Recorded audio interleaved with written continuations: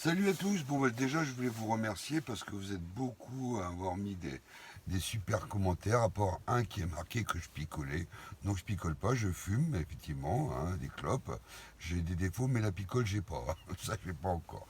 Donc, souvent, quand j'ai la mine fatiguée, c'est parce que j'ai très mal dormi. Je me lève souvent à 5 heures du matin, hein. Voilà. Donc, je voulais surtout vous remercier parce que vous avez beaucoup liké. Bon, partagez aussi parce que vous n'êtes pas beaucoup à partager, hein. Donc, partagez mes vidéos. Et surtout, allez jusqu'au bout de ma vidéo pour bien comprendre mon raisonnement, hein. Parce que si vous n'allez pas au bout, vous ne comprendrez pas mon raisonnement complet, hein. Donc, n'oubliez pas, je suis retraité, je ne suis pas analyste financier. Vous savez que j'ai été hacké, hein, je radote un peu, hein. Bon, là, j'ai réussi à reconstruire mon portefeuille. Je garde, hein. Alors, ne répondez pas au spam parce que j'ai pas de WhatsApp, hein, donc ne répondez pas. Ils vont vous hacker, ils vont essayer de vous demander de l'argent, donc ne répondez pas.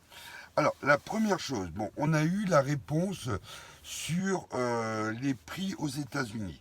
Donc, on a vu en fait que les prix étaient en train de baisser. Donc, l'inflation baisse un tout petit peu en début janvier. Donc, ça veut dire quoi? Ça veut dire que en fait, les gens qui ont des obligations ou du cash vont gagner de moins en moins d'argent. Parce que si les prix avec la récession continuent à baisser, les taux d'intérêt vont baisser, hein.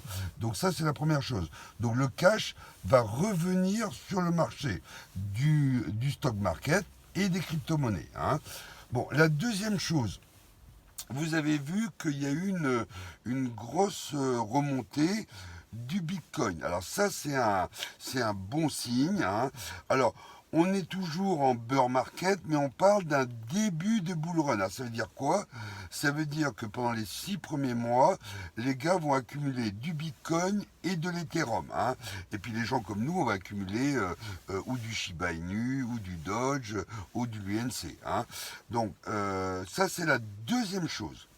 Alors, la troisième chose, vous avez vu que TFL a construit un nouveau wallet interchain. Ça veut dire qu'on pourra l'utiliser avec le l'UNC et le Terra classique. Donc ça, c'est hyper important, hein. Ça veut dire que TFL maintenant soutient la communauté du l'UNC.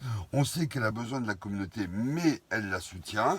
Donc ça, c'est très important, hein.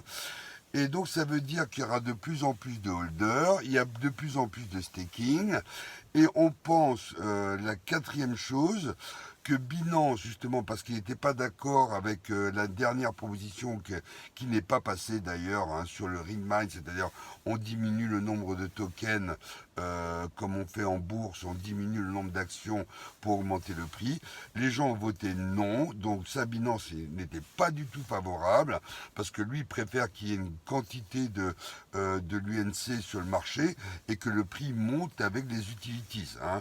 Donc c'est pour ça qu'il était au début, il n'était pas très favorable au burn, parce qu'on voit bien qu'il y a des cryptos qui ont une grosse capitale, grand nombre de tokens, et pourtant qui valent beaucoup d'argent, plus que l'UNC, hein.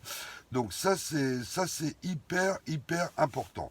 Donc après, l'autre chose, donc on voit qu'il se trame quelque chose parce que TFL est lié à Dokwon, Dokwon vote sur TFL, donc maintenant ils ont fait l'apps pour la nouvelle application pour faire une interchaîne avec le l'UNC, hein, donc il y a quelque chose qui se trame, l'application actuellement le code est fini, on attend l'accord de Google pour finaliser, hein, pour qu'elle soit acceptée, hein.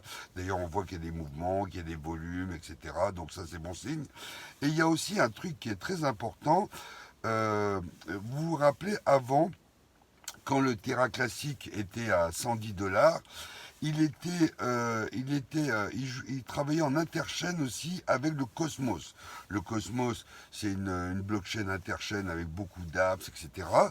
Donc là, actuellement, la nouvelle équipe, alors Edward King et Zaradar, si vous pouvez les suivre sur Twitter, vous aurez toutes les informations. Moi, je tweete aussi leurs propositions et ils vont commencer à faire des lives à partir de la semaine prochaine.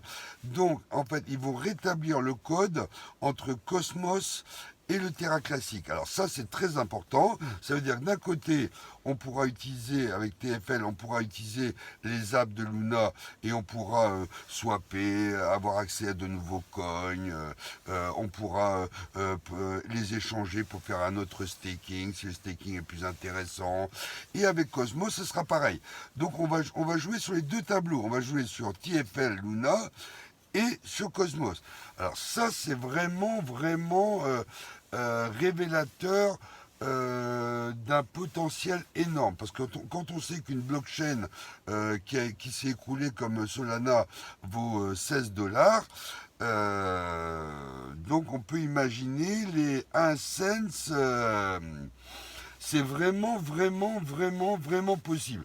1 $ en 2024, ça j'y crois pas, mais 1 cent en 2024, j'y crois à mort. En plus, le burn continue. Dans la nouvelle équipe, il parle de développer plus de NFT et même un système de métaverse. Il y aura une augmentation de la gas fees entre Wallet et sur Terra Station, ça va augmenter le burn.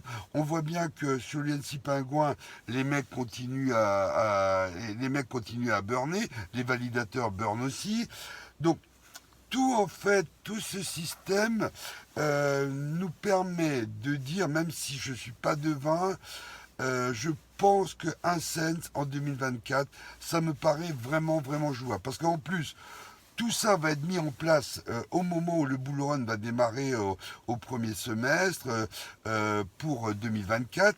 Donc ça peut faire un effet de levier hyper important. Alors je vais vous raconter une histoire aussi sur un Nord-Américain.